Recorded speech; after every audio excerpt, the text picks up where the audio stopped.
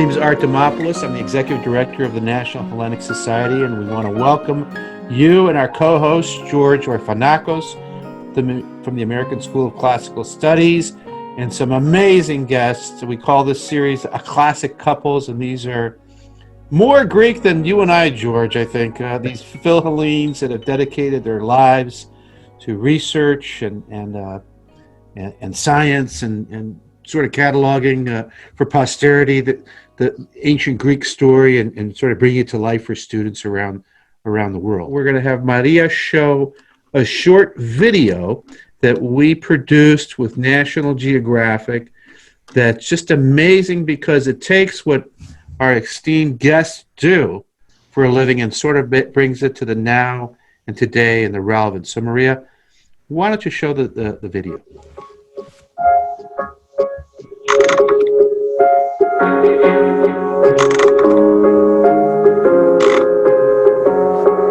One day soon, all of us are going to have the power to broadcast live what we're doing whenever we want, so that way our friends and families and the people we care about can experience it as if they're right there with us.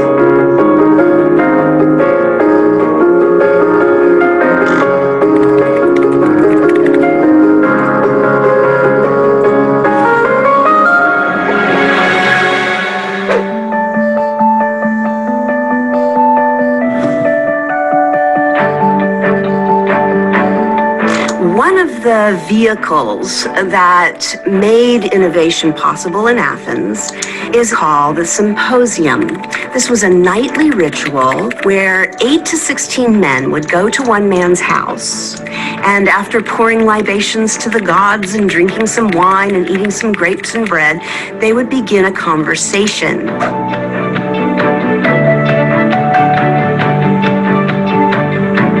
Socrates developed this mode of questioning that absolutely requires social interaction. He couldn't philosophize alone. Socrates shared his ideas with everyone he met. So Socrates' ideas actually caught on through social networks of all those people he met. If you want to think of it like 6 degrees of separation, for Socrates' world, it's so tight, it's only 3 degrees of separation.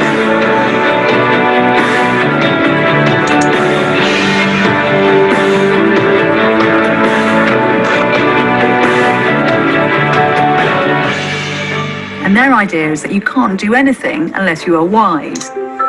So we shouldn't just catalogue the world, we should comprehend it.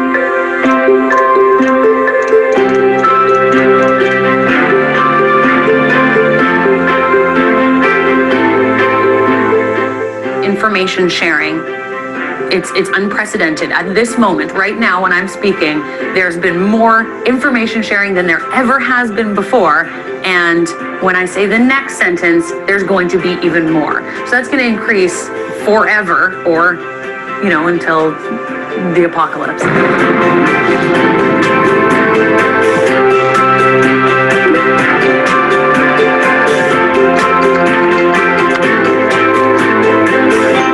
Thank you, Diane. That was great. That's an example of how the ancient world's still so much relevant today. I mean, I know John Camp, the famous archaeologist, says, I love his phrase, he says, basically, nothing's changed, just the technology. And I think it's really true that nothing has changed. With that, I want to just a little bit about the National Hellenic Society.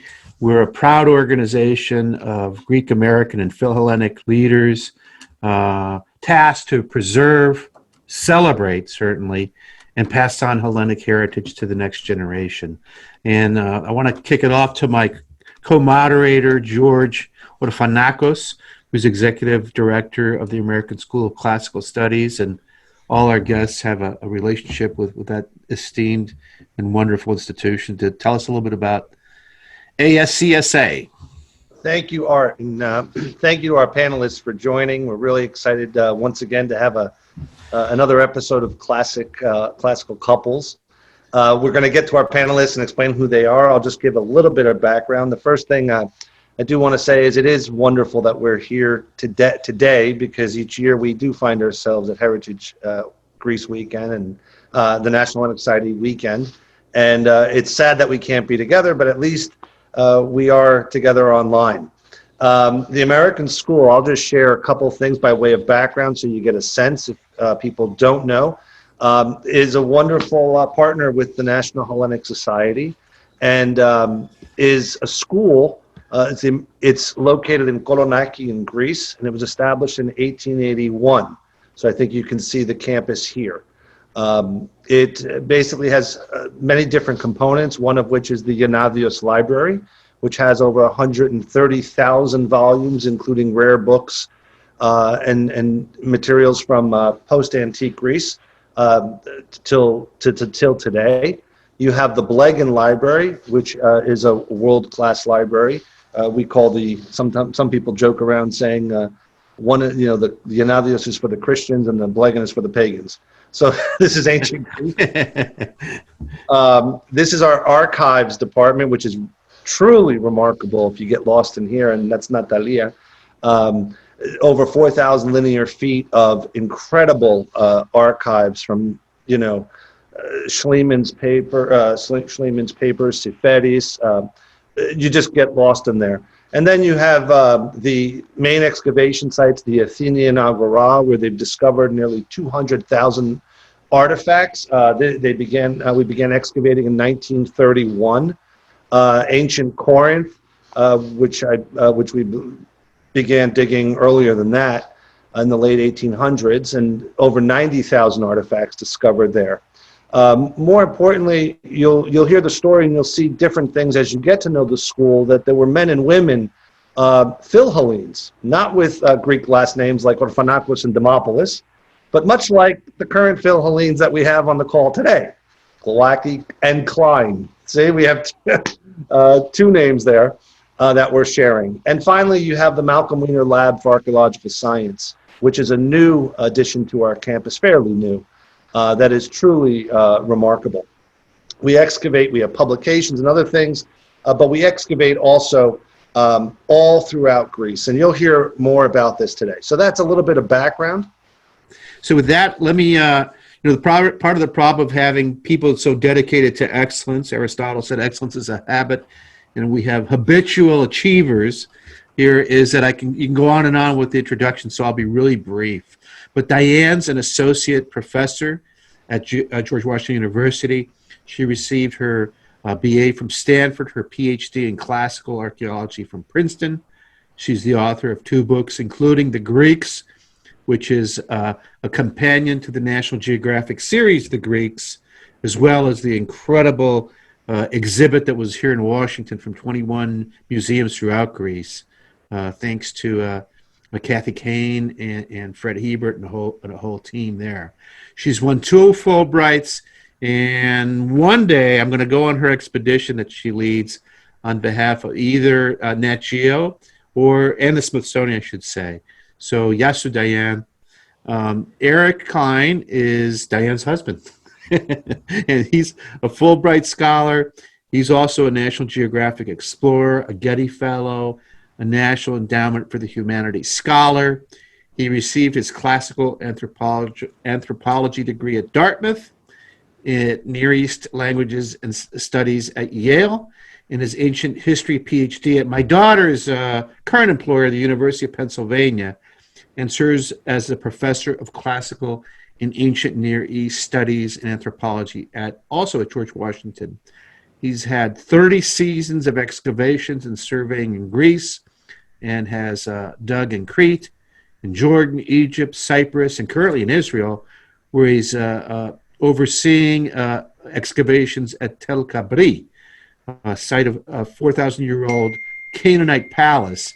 He's a prolific author, several incredible books, and also will tell us about my favorite theory about the Trojan horse, which I totally buy, Eric. So wonderful to have you. And George, why don't you introduce our other 2 guests? Thank you, Art. And I'll be brief as well, even though there's so much I could say. So much. Nancy Klein is with us, and her husband, Kevin Glowacki. Nancy Klein received her AB in Classical Studies from the University of Michigan, her MA and PhD from Bryn Mawr. She has done excavations at the site of Kavousi Vronda on Crete, and publishing a study on the Acropolis of Athens. Kevin received his AB in Greek and Latin and MA in Greek from Loyola University in Chicago, and his MA and PhD in classical and Near Eastern archaeology from Bryn Mawr. He has participated in several archaeological projects in Italy and Greece and is a member of the excavation and publication teams for the sites of Kavousi Vronda and Gornia in Crete. And both are associate professors at Texas A&M University, and both are members of our managing committee at the American School. I'm going to kick off the discussion for the whole panel. Tell us a little bit about when the light bulb went off and said, you know what, this is what I got to do in my life. Let's start with the Klein sisters. Diane? Who else? Diane? Okay, well, I think you mentioned that I enjoy, being an expert on these expeditions to Greece for National Geographic and Smithsonian. And the reason for that, my real passion is introducing people to Greece, usually for the first time. So it's because it happened to me. I was 16 and I went on a tour of Greece, and we went to Delphi, we went to Olympia, we went to the Acropolis, and at that time you could walk inside the Parthenon, and that's how old I am. And that experience, that was it. I went back home to my tiny little town. We found a tutor for me in ancient Greek, in high school, and then I majored in classics in college, and off I went. Where'd you grow up, Diane? Eugene, Oregon. Oh, wow. Wow. Mm-hmm. West Coast. Yeah. Nancy? So I had the great privilege of growing up outside of Chicago. So shout out to the Chicago museums, the amazing resources of that community, and an amazing Greek American community in Chicago. And in high school, I took a course in anthropology through the National Science Foundation and the Field Museum, which gave us access to experts in archaeology and anthropology the world over. So my route to Greece was a little bit more circuitous, excavations in North America as a high school student, wow. England and France. And then as a graduate student at Bryn Mawr, the opportunity to work with my faculty members, with my professor, Jim Wright, who was subsequently director of the American School. And, the first time that so everybody who remembers the old airport in Greece, you'd fly into this tiny little airport on the South Coast. And if you were lucky, you landed coming in over the city, and there's the Acropolis, right? You're looking at and it looks like you've just entered this world, which you've seen so much about. So for me, that was the transition point. I'd already committed myself, but visiting Greece for the first time was just confirmed. This is what I want to do. And so I've had the wonderful opportunity to continue that over many decades now. How about you, Eric? Man, unmute myself. And thank you all for inviting us, by the way. Oh, it's really wonderful to be here.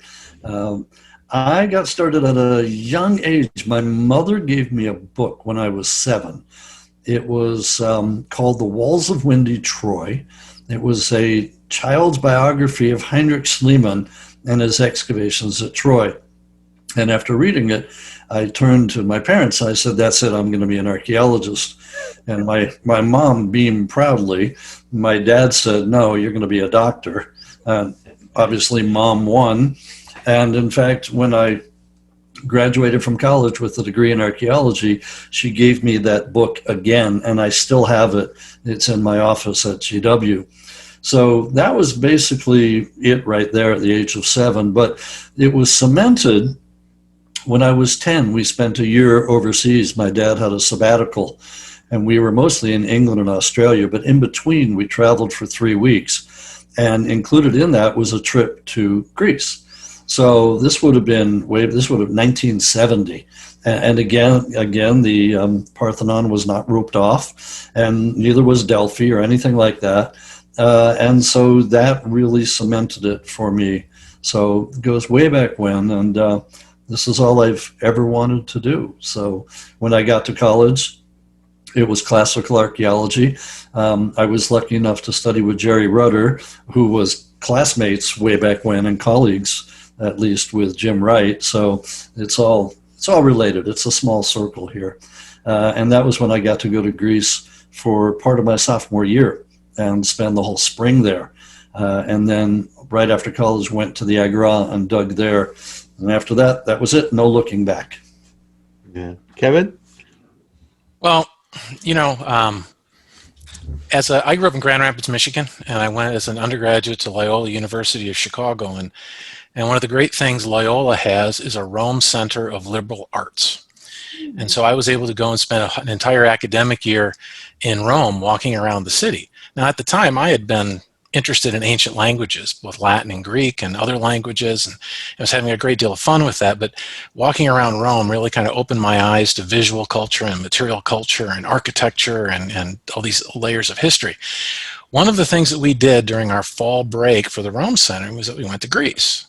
So that was the very first time I ever went to Athens. And of course I ran around and I remember specifically going to the Agora because our tour group didn't take us there.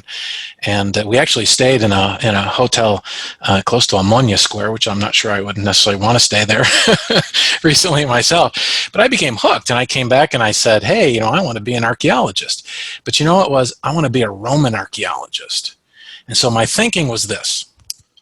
If I want to be a Roman archaeologist, I've got to get my Greek archaeology up to par, and I've got to get my Greek language up to par, and then I'll go forward in Rome. So I started studying more Greek things. And then I was invited to an excavation by my professor, who I wasn't at Bryn Mawr yet, but I was invited to come to work with his excavation at Tsungisa, which is in Archaea Nemea, and that hooked me on Greece. And then after there, I stayed in Crete. And still my intention always had been, up until almost I got my PhD, that someday when I grow up, I will be a Roman archaeologist. But somehow I've always gone back farther and farther in time, and the people of Greece just kind of kept me there, right? So that's how I've always been with Greece, and I love it. And I've been going back to Crete for almost every summer for the past, 35 years or so. So it's really quite an experience. Before I kick it off to George for a question, I want to just compliment Diane. One of our programs is our Heritage, two programs, Heritage Greece and Heritage America. Heritage Greece, we send students to Greece for 2.5 weeks. It's much like the incredible Birthright Israel program. And Heritage America, we bring them here to Washington, D.C., and they're inspired by people in public life and in private life and sports, all sorts of, a who's who that talk about the impact of the heritage and the nexus in their success. And we throw them in a bus, and Diane takes us around Washington, D.C., which I think is more Greek than Athens in many ways. And she begins to tell the stories of all the different buildings. And I got to say, the first time I saw her do it, where our National Archives are, I teared up. It's such a, we as many of us live in big cities, and we don't know the treasures in our own cities, especially the impact that Greek architecture had in America in various periods. So bravo, Diane. We love it. Thank you. There are these 4 monumental statues that are on the front and back of the building, and I take them 1, 2, 3, and the 4th, the name is Heritage, which is their program. And so of course we get the group photo there and then say goodbye. I did want to put in one more plug for tours while we're talking about it, which is the American School of Classical Studies summer session, which changed the trajectory of my career plans of my life, I could say. I went between junior and senior year of college, and I had been a Greek and Latin major. I was thinking of what Kevin was saying, just that philology undergrad, and went to the Athenian Agora. I mean, we went to, 150 or 200 different sites and museums, but that was it for me. And I met G. Leslie Shear Jr., the professor at Princeton, and I was a student of Antoni Raubacek, who was a refugee from Vienna in, the 40s, came to Princeton, was at the Institute for Advanced Study, as many refugees were in that period, and then ended up at Stanford. So this was the good old days when we used the network. And so I went in and I said, when I got back senior year, I want to go to graduate school. Now I want to do archaeology. I really, really want to go to Princeton. And he basically picked up the phone and said, Bucky, which was his nickname. I have a student for you. They don't do that anymore, I promise you. But that's how I got into Princeton. That's wonderful. And she'll be too modest to tell you, but it all comes full circle because in 1997, she then led the summer session. So what goes around comes around. That's A wonderful. wonderful program. Thank you, Diane. So we find a little bit about how you all came to the study and love of Greece. How did you find each other? How did you discover each other? Let's ask your stories. We'd love to hear that. We'll go to Nancy Klein if you want to start, and Kevin. There might actually be a common nexus given where all of us were in 1984, but the very first time that I set eyes on that guy over there was at the symposium for Troy and the Trojan War at Bryn Mawr College. So he was at Loyola, I was at Bryn Mawr. I'm like, who is this guy? And then the next year, we both wash up in Archea Nemea, working on the site, the excavation of the prehistoric hill at Tungiza. And not to go into details, excavation is glamorous on the one side, but the challenges of living in a small village, challenges and benefits, right? You're in this magnificent countryside of the Carinthia, premium wine grape growing area, and we're living in the schoolhouse in Nemea. And the schoolhouse had one side on the right where the women slept and one side on the left where the men sat. And we had a very advanced solar heated shower, which was a barrel cut in half, passive solar heating, and a hose that trickled down to our shower every evening. So I helped make that. So that's where we first met and have successfully navigated excavations, dissertations, job hunting over the many, many years that followed. But yeah, we met as archaeologists, so it can work. Great. Diane, Eric, how did you guys meet? I'll start and then I'll pass the baton. So I believe that we overlapped in 1982 when I was on that summer session and he was excavating in the Athenian Agora. I believe that we stood in line. I was right ahead of him getting euros for 1 drachma. You remember that in the Plaka? But we didn't really meet then. I think Eric, but we kept, like you in 1984, we kept sort of being in the same place, but not quite meeting actually. So I'll let him tell. Yeah, in addition to waiting for Souvlaki, a couple years later, it was 85 or 86, she was digging with Princeton at Paphos in Cyprus, not Paphos, one of the site where Willie Child. Yes. So I was coming through doing preliminary research for my dissertation and came through their dig, stopped for lunch. My timing was impeccable.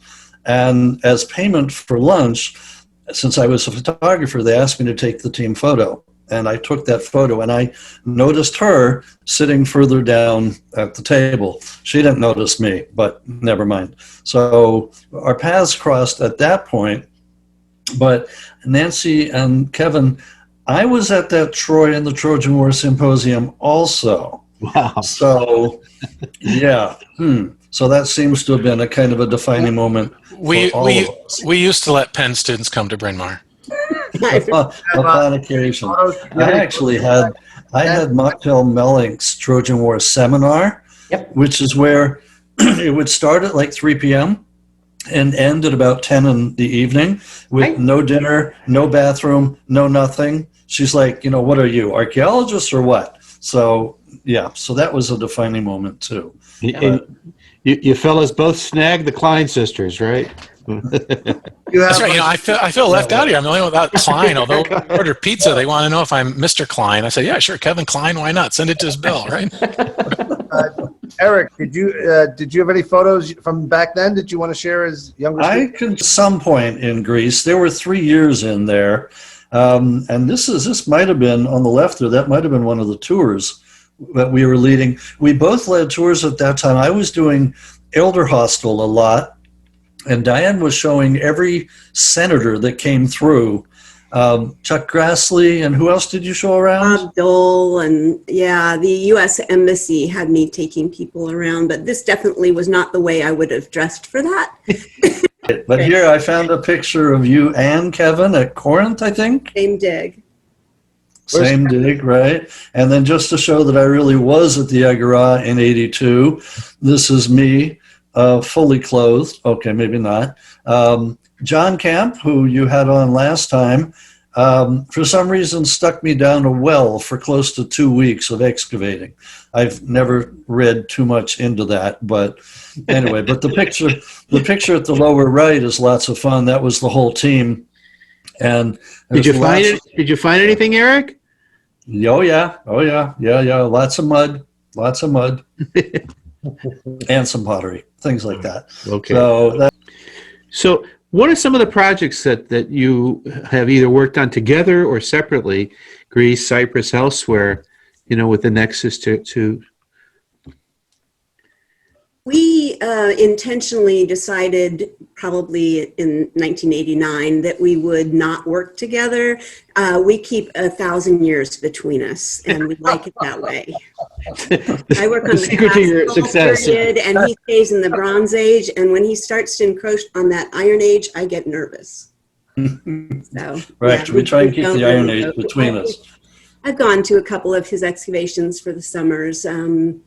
And he came with me on the summer session that I directed. In fact, we brought our 1.5-year-old. And when I would go off on the trips with the students, he stayed behind in Athens at the school. And the first time I came back, he told me he'd found a daycare center for her. And I hit the roof. Like, his job was to be the mom dad, while I led the summer session. And Jennifer Niles showed him where a daycare center was, and I'll never forgive her. Yeah, I think it was called Bright Horizons or something like that. It was absolutely wonderful. So I was very proud of myself for finding this place, because then I could do some work too. And I put her in, and it was, she was being socialized. And yeah, Diane came back and hit the roof. I said, but all the best people are doing it. And indeed, about half of the daycare was American school kids. So, but as a result, we can say that Hannah's first word was in Greek. She said Zazu, which was her way of saying Yasu. So, but inspired by the Lion King, the Zazu character. So right. Right.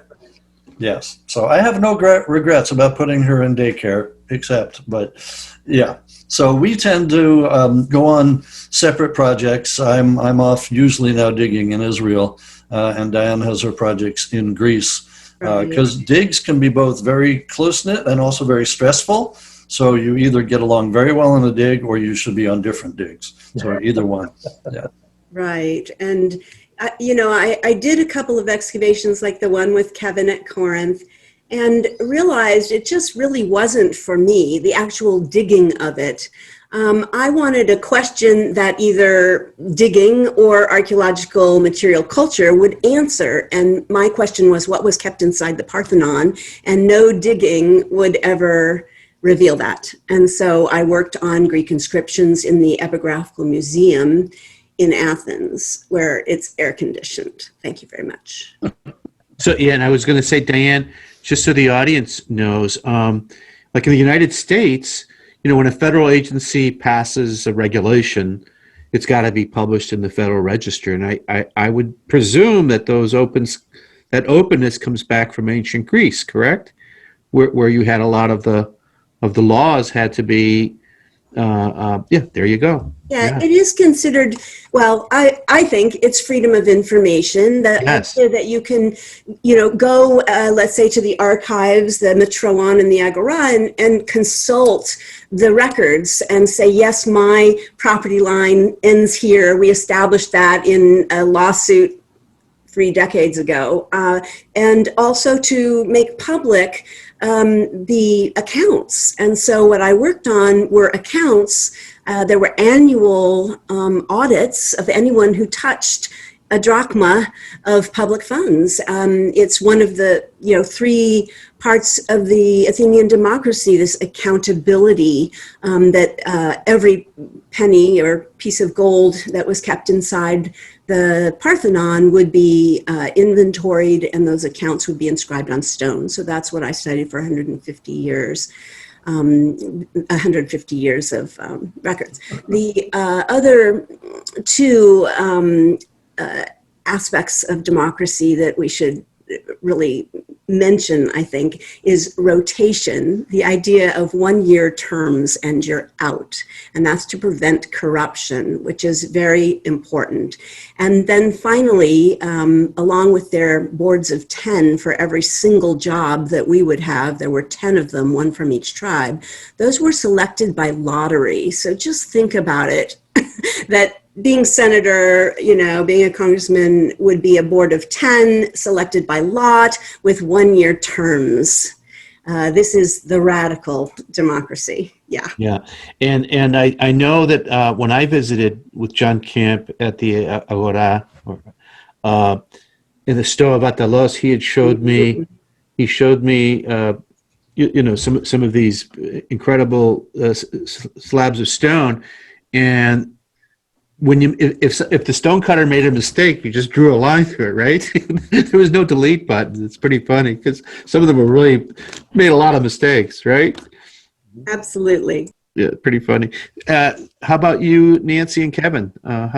Some of your experiences and projects in Greece, and have you worked together?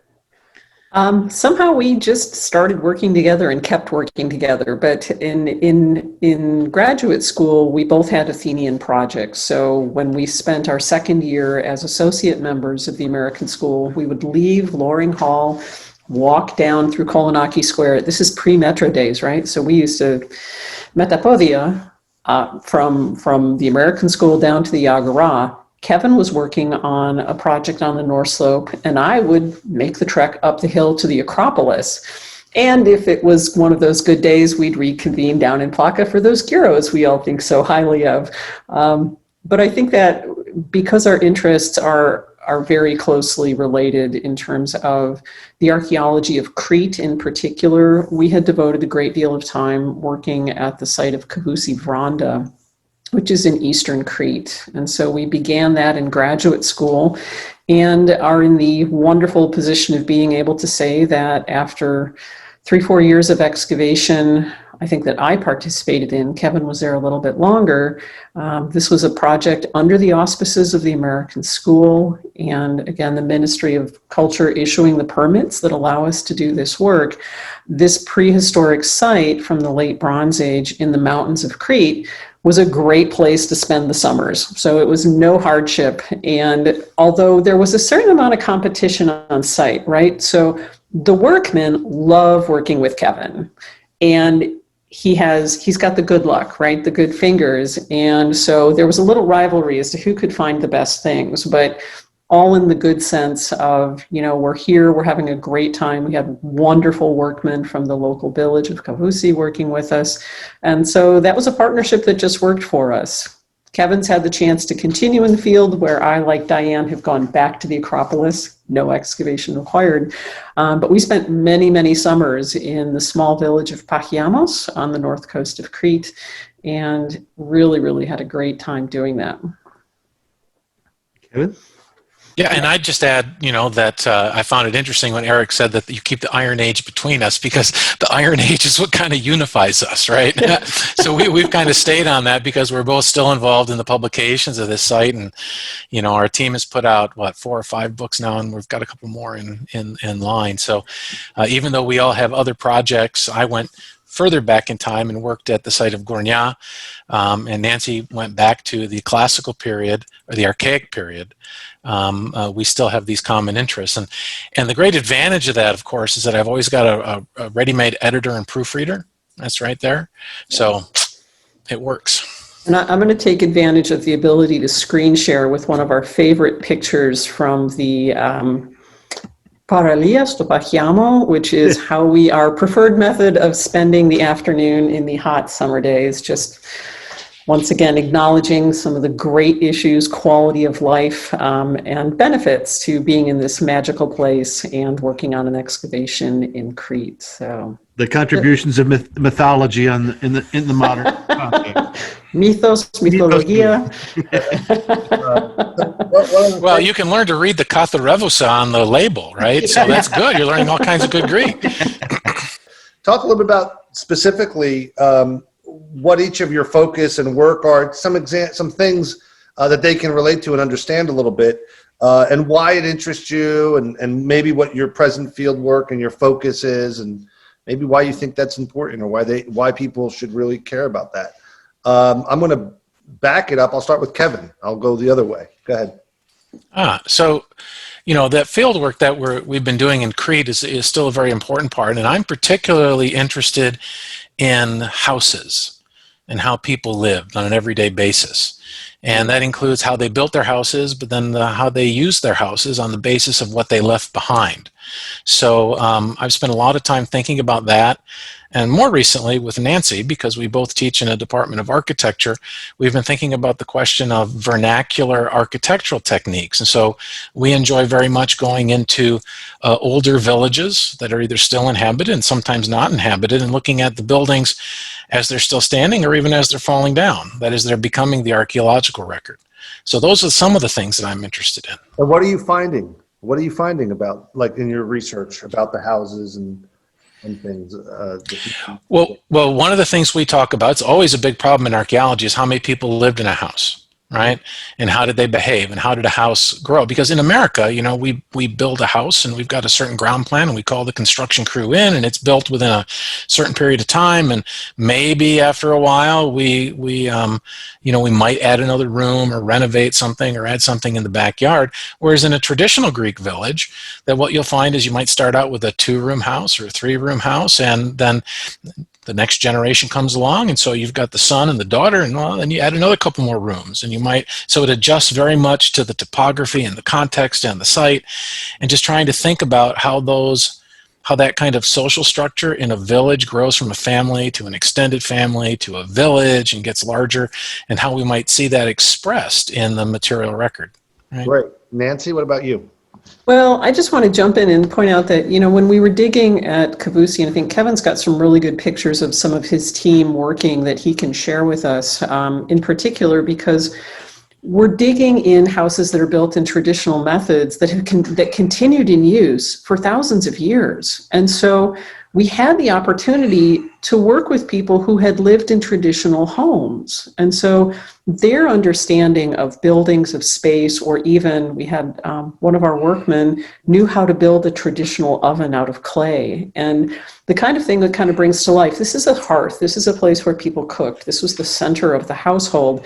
And even though it may have been 3,000 years before the ones which they lived in, this is an example of one of our workmen, Manolis Maniadakis, who on the left is the archaeological site where we're digging with the remains of an oven, and opposite side, Manolis is creating for us a traditional oven, which I think Kevin can correct me, Manolis' grandfather had been the village oven maker.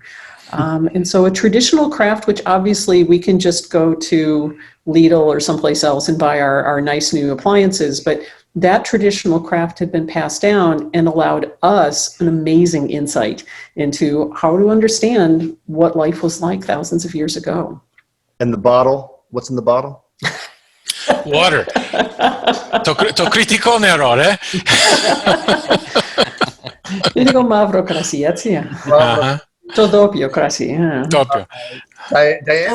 So I have 2 streams of research. One is the one I started as a student at the American School 30 years ago on the epigraphical evidence, that is the inscriptions which record what was kept or stored inside the Parthenon. So that work goes in fits and starts. Sometimes I'm really productive in that area, and sometimes I go off on the second stream.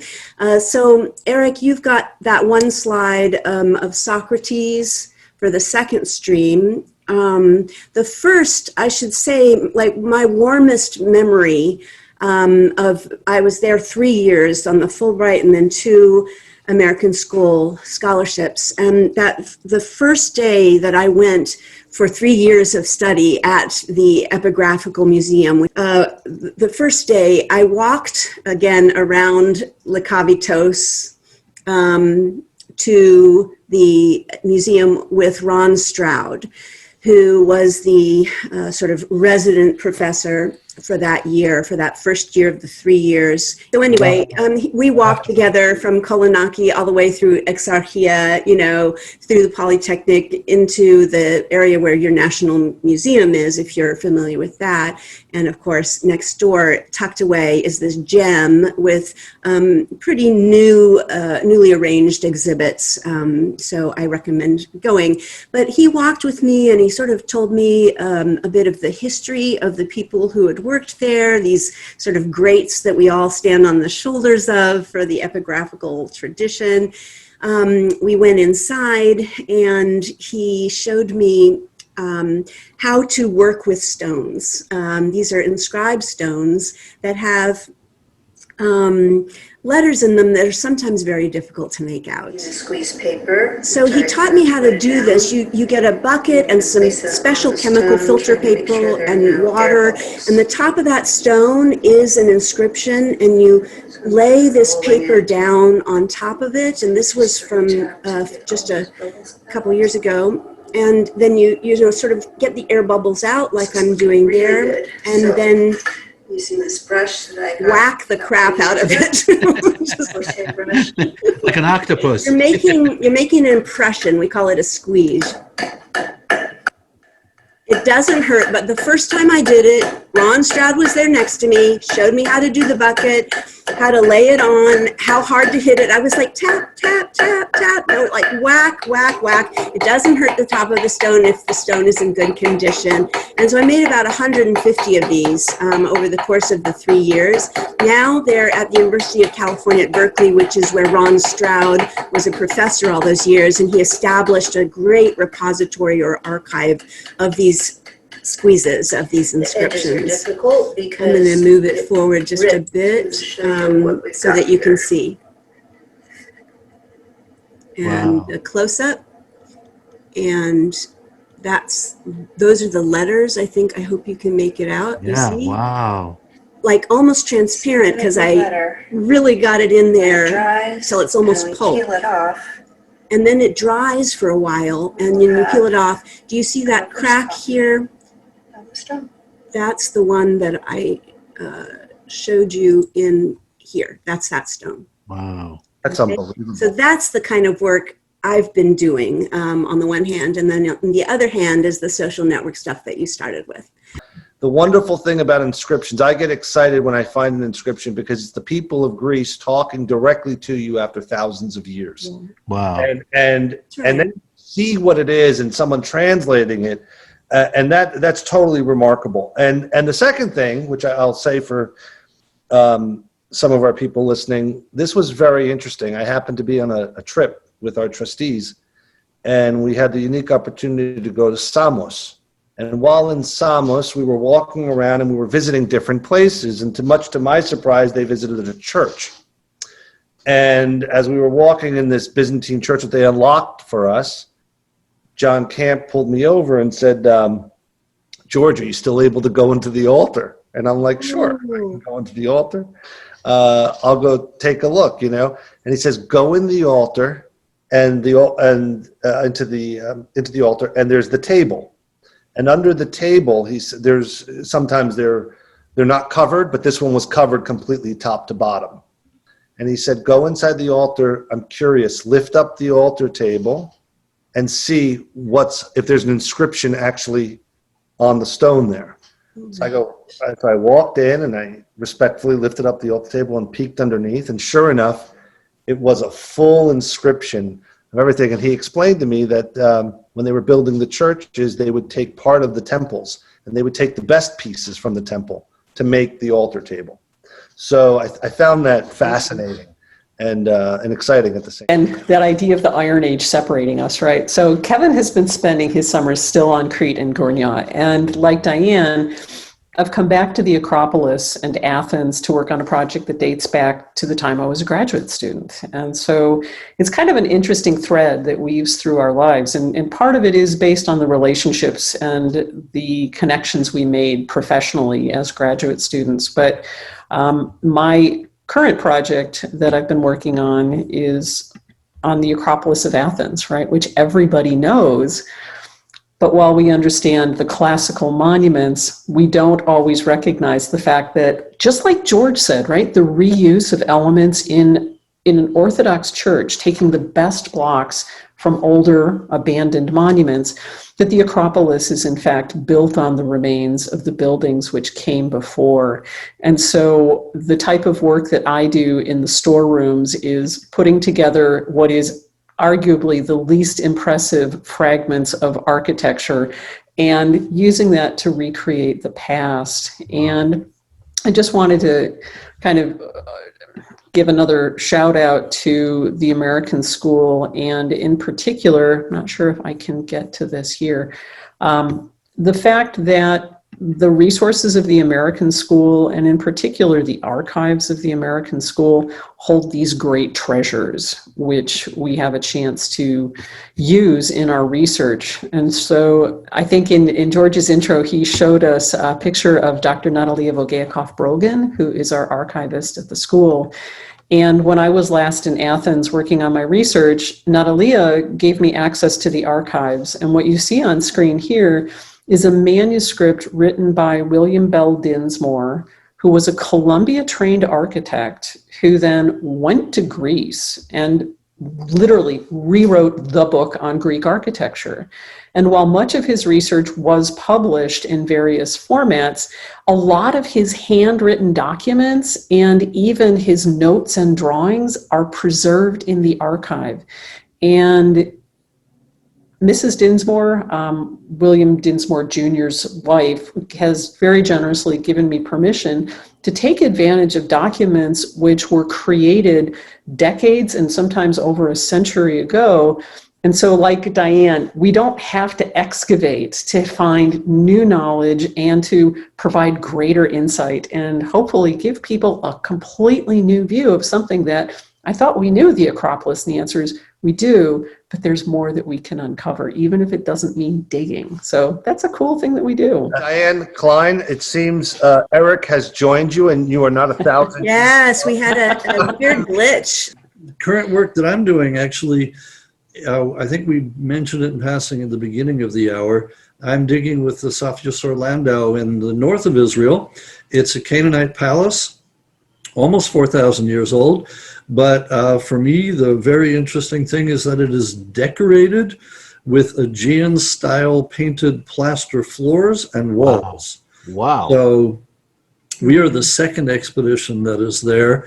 Wolf Dietrich Niemeyer, who was the head of the German Institute in Athens for quite a while, and Aaron Kempinski from Tel Aviv, excavated there in the late 80s, early 90s, and they found the first floor, which looks like it should be at Knossos or Festos or Malya or somewhere else like that. And they also found about 2,000 fragments of painted fresco from the wall that look very much like the frescoes at Akrotiri on Santorini. So Asaf and I started excavating in 2005. The dig had been shut down for about 10 years before we started.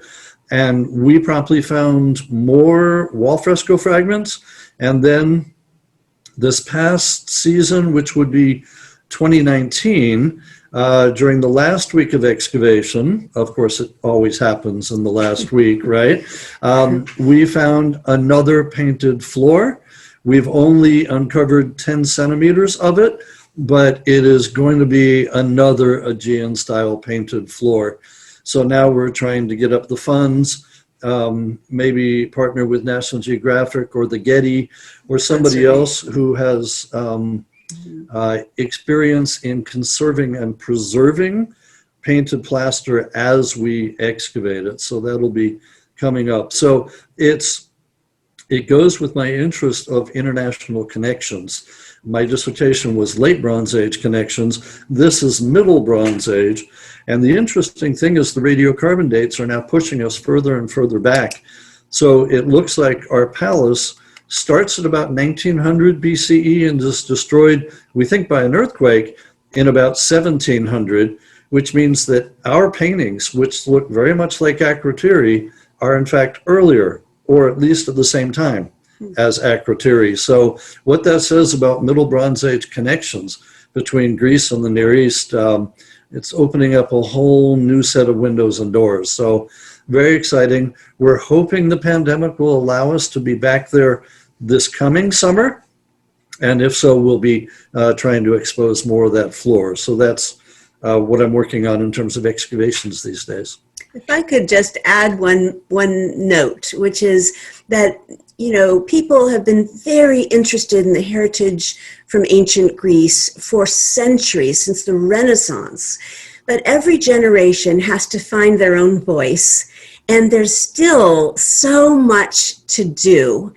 And I think, Nancy and Kevin and Eric and I have all found our way to contribute new knowledge, but that builds on those gigantic shoulders of these greats like William Bell Dinsmore and Ron Stroud that, we've already mentioned.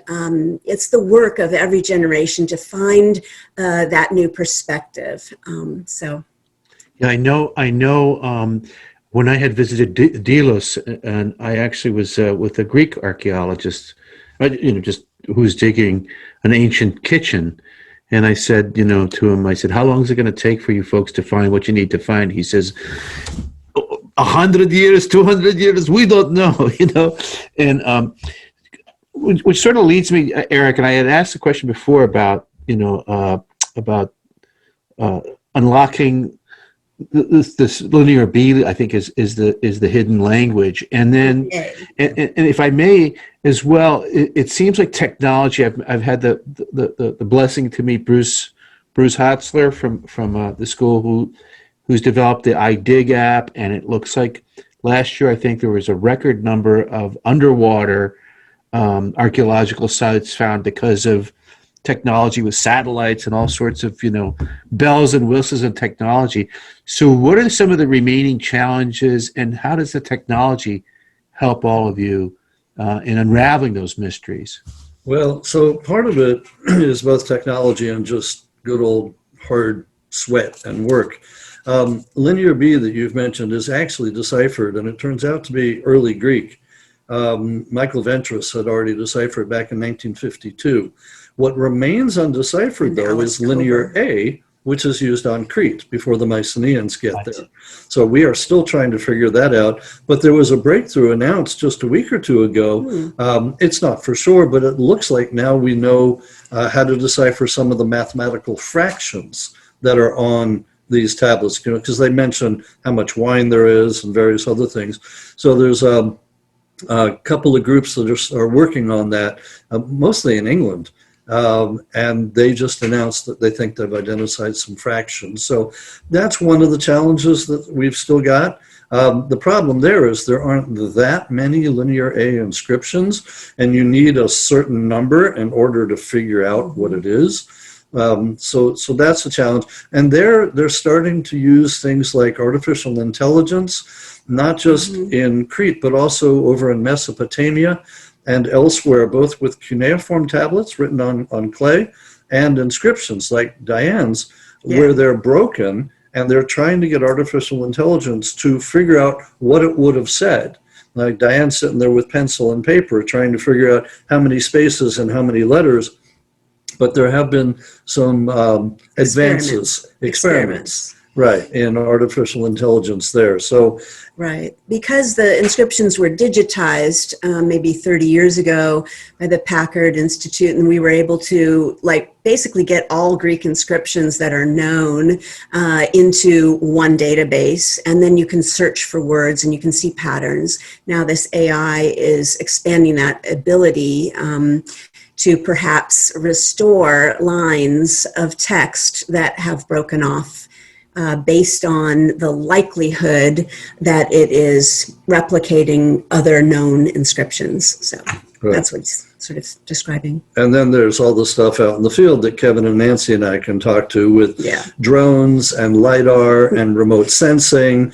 I mean, pretty soon we're not even going to have to dig. We're just going to run something over the surface and go, yeah.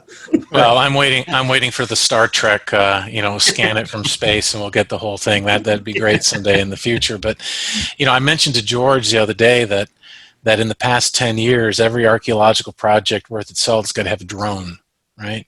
Because the drone speeds things up. It gives you views that in some cases, I remember once a few years ago we were doing this at Gournia. We have actually done a photogrammetric survey of the entire Minoan city of Gournia, both from the ground and from a drone, and then have created this huge point cloud. And what we can do is be sure that we're getting views that are directly from above, but then we can also, through this point cloud, we can cut it and turn it around in space. And I remember once we had just, our team had scanned or had done the photogrammetry and had processed a picture of an ancient house. And as our friend Jorge Botero was doing this, he spun it around, and we realized, nobody in the history of the world has ever seen that building or that site like that, right? And so it gives you new insights. So it's not so much that it's a new technology. We still have to use our brains, and we still interpret in the present. But the technology can sometimes give us more clear insights. And then there's always the thing, one of the things that archaeologists, we spend a great deal of time drawing in the field. And we have to draw because we can't dig until we've recorded what we've already found or uncovered.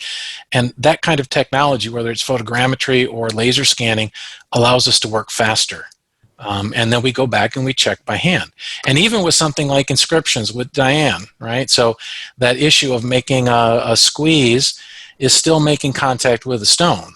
So there are ways that we can use different levels of photography and imaging to create models that can be manipulated with light coming from one direction and then moving it from another direction and doing it on the computer. That again gives us new insights and maybe makes us see letters that are no longer there, or maybe in a photograph what looks like a letter turns out really just to be a crack, right? So the technology is giving us all kinds of interesting insights. We saw that at an HS conference that you did, Art, when they had the books on Mount Sinai, remember? And they found in the bindings more unbelievable material. I'm going to downshift to something else. We're going to go somewhere which I think is very interesting. I'm going to say it, I want to preface it like this. When I worked in New York City, I went from the bus station through to 34th and Park, and I walked pretty quickly, got to my job, did my job, walked back and got on the bus and went home. And after a little bit of time, I started to realize, why am I walking so quickly? There's things around you that you need to enjoy. And it's what I call color. So when you spoke about Greece, it's funny how you talked about, you showed the Mythos beer and you showed the table. There's so much color. You have the food, the beaches, the history gives us color, right? You also, I think I would say, and those crazy Greeks, George, those crazy Greeks. I know, right? So you have all this stuff, but nothing gives color more than the people of Greece. And I'm curious in your interactions, if you've had any unique interactions, and I know that part of the American school experience is it's not just Americans behind walls. It's actually, there's a point where you don't know when you stop becoming American and start becoming Greek. I know all of you speak Greek, for example. So I'm going to ask you for some of the experiences with the local Greeks in the Greek community. And since I already know one of these stories, I want to give this a layup to Kevin to start us off a little bit. Talk a little bit about your experience with maybe someone that brought you some color. Yeah, okay. Let me share my screen on this. I'll show you just a few slides of where we're working. So the site that Nancy and I worked at together in the 1980s and the early 1990s, and we're still working on some of the publications, is called Kavousi Vranda, right? So Kavousi is the name of the historic village, and this is in eastern Crete. And so these maps show us where it is, right by the Bay of Mirabello. For those of you who might know, down here is, this is the city of Ierapetra. down here, and Aias Nikolaos is just coming up over here. And so we've got the up in the mountains, so about 400 meters above sea level is Kavusi Vronda. And then I've been working after then, most recently, here at the site of Gornja, which is a Minoan city. Both of these sites were first excavated by Harriet Boyd Hawes in the early 1900s. Wow. And so the American school took the responsibility of following up this work by Hawes. And in fact, there are a number of projects that were done in the 1900s by Harriet Boyd Hawes and Richard Seeger and Edith Hall that other American scholars have revisited 100 years later. So with new technologies and new techniques and knowing more about Greek culture and the archaeology, we come back with new questions. And I think that's going to be important for the next generation that comes after us as well. They're going to have what Eric wants, right? Not digging at all or going from the Starship Enterprise and things out there, but it's fun to do the digging, there's no doubt. Now, when Harriet excavated, she had to come up to the site every day on a gailuri here. And so her workmen came, and actually this Kavusi project, even before Nancy and I became involved, was begun by Leslie Day from Wabash College and Geraldine Gazelle from the University of Tennessee and William Coulson from the University of Minnesota. And then later he became the director of the American School when we were all students there. And so in this photograph this must be maybe 1983 or so, here's Willie Coulson right here. And then here's Leslie Day. And then here's one of the Gaiduri or Mulari that takes us up to the site with equipment. When we were ready to dig in 1987, they had actually cut some bulldozed field roads up. So this was our Gaiduri right here, and the truck that Nico would take every day. And so here I am. Ooh, look at that. And then this is Beth Fisher that you heard from last week, right? This is Tom Brogan, who runs the INSTEP Center, and this is Geraldine Gazelle, who's very well known. And so, we had these kinds of images, and this was quite an experience getting up to the site. But the person that sticks most in my mind is this gentleman right here, whose name was Yorgos Ekadachis. And George has an interesting story that as a young man during around World War II time, so this has probably happened just after World War II. He has got some good stories about having to go up to the mountains in World War II. Horrific, but interesting tales. And it said that he used to own the land of this archaeological site. And so one day he was planting a tree and he found a small tomb. Well, he did as most farmers do. He took the stuff out and he put the tree in, and then he took the human bones and he stuck it in a field wall, and eventually he remembered where those were, probably like 1989 he remembered where those were. But at the time he then took the artifacts that he found, ceramic vessels, and he took them to the Aias Nikolaos Museum rather than selling them, or rather than just destroying them because they're in the way of his trees. And he made them write down the catalog number and give him a photograph as a receipt. And George carried that photograph around for decades. And he became known in the village as the Archeologos Anef Diplomatos, right? So he was always concerned, and his dream was to have archaeologists come and excavate that site someday. And so in the 1980s, late 1980s, we actually came up and worked with him. And George was an interesting guy. He was very lucky for the first hand, but, a tough farmer, knew how to work in the fields, knew soil, and was great.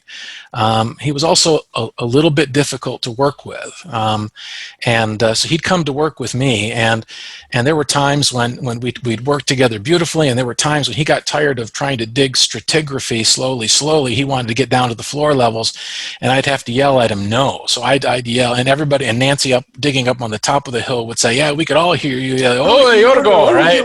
Oi, and it was, which is Cretan for ochi, right? So oi or oshi, right? And we out there. And one day we were coming down actually on this house. This is a floor a little bit later. This is the day after Yorgo did this, and he was in one of those moods where he did not want to dig slowly and stratigraphically, and I had to like stand right there on him. Right, Yorgo was also hard of hearing, had a hearing aid, and he finally got tired of me telling him no, and he clicked that hearing aid off, and I saw that. And he'd use sign language with me, right? He wanted to know if I wanted to go down 1 centimeter or 2 centimeters, and he wanted to go, can I go on 10 centimeters? And I said, no, George, you got to go down Pende Pontus, right? Or Dio Pontus. And he said, okay, and he'd pick at this. And then we came to the point, he knows that you're not supposed to remove stones, particularly large stones, until, we can see what's around it. And he would hit a metal pick and he'd touch it and it would kind of ding on the stone, and he'd look at me, okay, can I take that out? And I'd say, no, right, out there. And then he didn't look at me, right? He'd touch his stone. He finally got tired of that, and I could see him wind up, right, with the pick. And he pushed it into the earth. And just as he's doing that, I gave him a gentle little push backwards, right? And he fell down on his butt and out through the air. This pick brought up that stone and then the clump of earth that was underneath it. And it flipped around in the air and landed in his lap. And there was this beautiful stone Minoan vessel that must have been an heirloom from this house that was in it.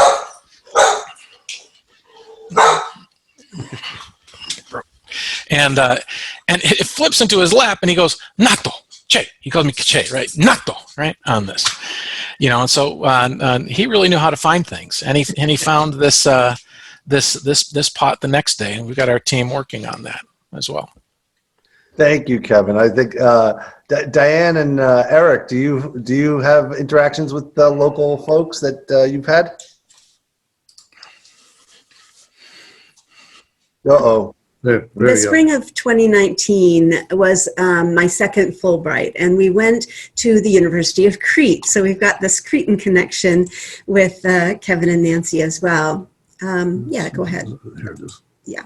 So we spent the spring semester. I was anticipating that it would be just like in the photographs, and it rained basically all the way through May when we left. So it wasn't quite that experience. And so luckily, it was the people that saved us. I loved the people, and I had 7 students. I taught a seminar for graduate students on ancient people social networks. And so I actually taught them the software. You've seen some of the images tonight. These are my some of my 7 students. And then our host, the Philoxenia of the Cretans is well known, but she was by far the kindest, most generous person I've ever worked with. From the very beginning of helping me apply for the Fulbright, you need a letter from the host. She didn't know who I was. She was so generous with that support. And then once I got there, she didn't think that the office was good enough. She was upset that there wasn't ink for the printer. Mind you, they've had these austerity measures, and I want you all that are listening to open your hearts to the people who are working in higher education in Greece. The campus was just in shambles. They hadn't had any mowing for lawns in years, with graffiti everywhere. But more importantly, they haven't bought a book in years. The libraries, they couldn't buy ink. They said we'd have to speak with the Ministry of the Economy, to get ink for that printer. There were leaks everywhere, all the classrooms, because it was raining all the time. We noticed this. And then they didn't have a subscription to JSTOR, which is our lifeline now to get all of the journal articles that we need if you're not close to a great library like the American School of Classical Studies. So the faculty in the University of Crete, they have library cards to use the American School, but now it's COVID and they need that JSTOR and they can't get it. And it is heartbreaking. But what beautiful, beautiful people. And, all of these students, they work in the summer to pay for their expenses, and there were no tourists this summer. So COVID has hit Greece very hard. If you can open your hearts to these people and do something for them, if you have any connections in higher education, please help them. So these people were so, wow, they were Generous. so nice, generous and nice. Katerina, who didn't know us from Adam or Eve. Katerina Panagopoulou and Kostas. And Kostas Lasopoulos. and all of their colleagues in the department. I went with Diane. This was her second Fulbright, and she got it to University of Rethymnon. First time I've ever spent an extended time in Crete. I'd been there many times before, but we spent the spring of 2019 there, and it now seems so idyllic. It might have been rainy and cold, but our apartment in Rethymnon opened right up onto the bay, and Diane would go off and teach. And it was terrible for me. I had to stay back and do my own research and writing because I was on leave. And Terrible. It was horrible just being on the balcony sipping coffee and watching the sunrise.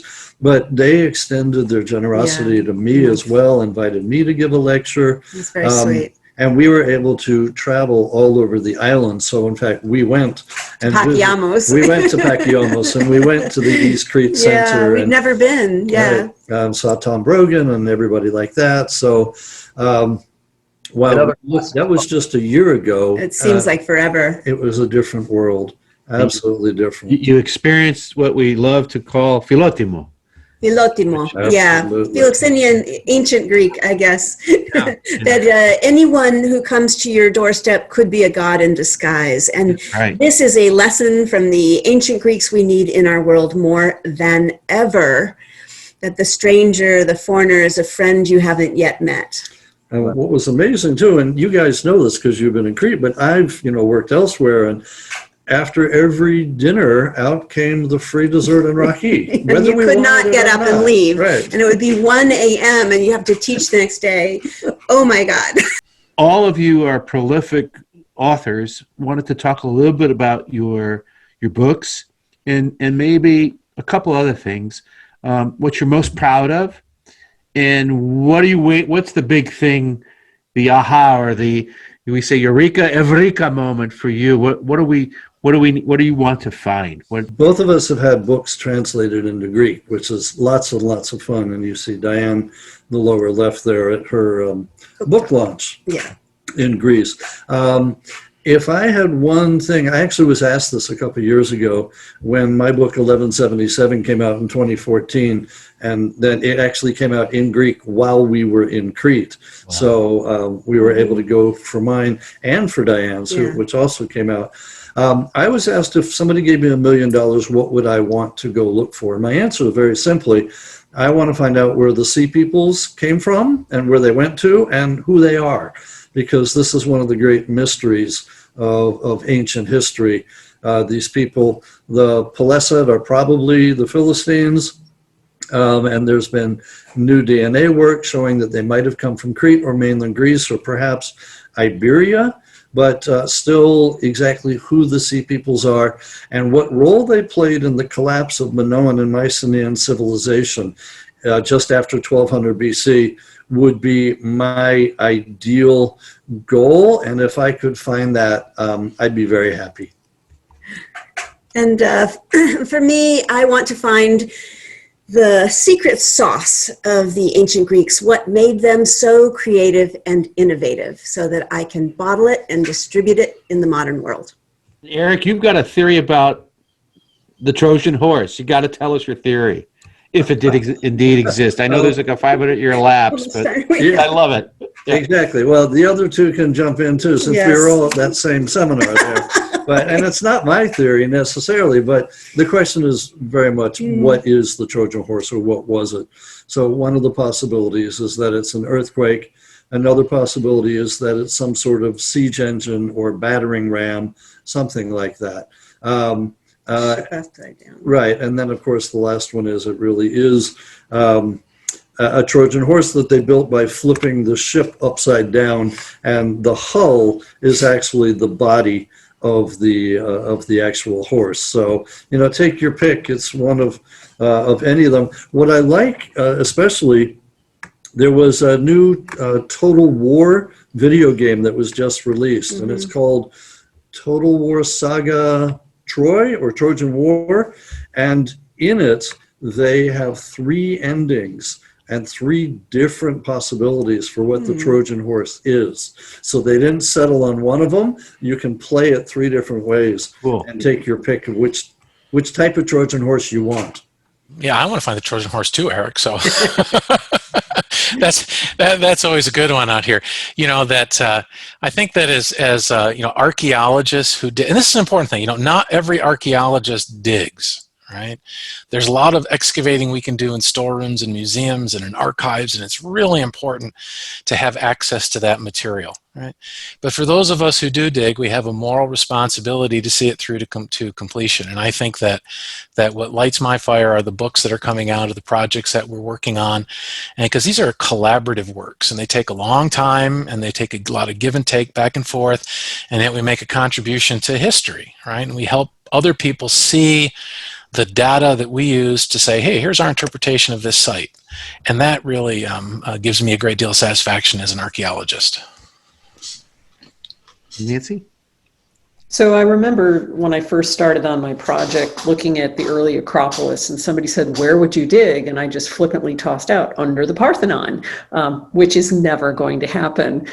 But in terms of our sense of discovery and our technological abilities, one of the greatest potentials, I think, is to combine the technology which allows us to observe, to document, and to explore in ways that were not possible in previous generations, and then apply to that our perspective, building on what we've learned from the people in the past to create a new picture and a new understanding of the past. And all four of us are teachers.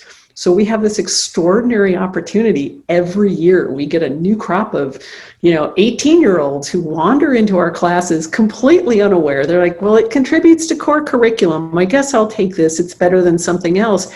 And we hook them into this greater understanding of the past. And our passion and experience, which, for speaking personally, it's been a great privilege to have the opportunity to study, to travel, to form relationships and be a part of community in Greece that is the only thing that's longer is my birth family, right? I have known these people and been a part of their lives even longer. And so for us, the eureka is, I get to share that with the next generation. And as a teacher, to train them in new ways of thinking. And my great hope is they're going to take it even further and tell us things we never imagined about the past and the culture that we love. Well, and when they plant an olive tree in Crete, there's a toast, and the saying is the toast and istinalienia. All right, so to the next generation. Yeah. George, any closing thoughts? No, I just want to thank all of you for your dedication. I said this on the last one, but I have to say it again. Art and I were born Greek, if you will, with Greek descent. And we didn't really have a choice in it, but we've come to appreciate and love it. And you all are Greeks by choice. And on the, on the Yanadios, it says those who embrace our culture, they're Greeks as well, and they're to be called Greeks. So it's the same way. So thank you very much for your love, your passion, to learn about Greece, and more importantly, to share it. And to share it with the world. Thank you for who you are and what you do and what you stand for, and for inspiring us. Thank you, George and American School, for the tremendous work. And can't wait for the next Classic Couples, but thank you all. And, Thank you so much. Thank you. And you're all invited to next year. It's the 200-year anniversary of Greek independence, the Greek War for Independence. We hope to celebrate it here in Washington, D.C., God willing, or the gods willing, and we look forward to seeing you all. Gya σας. Καληνύχτα. Καληνύχτα. Ευχαριστούμε. Γεια σας.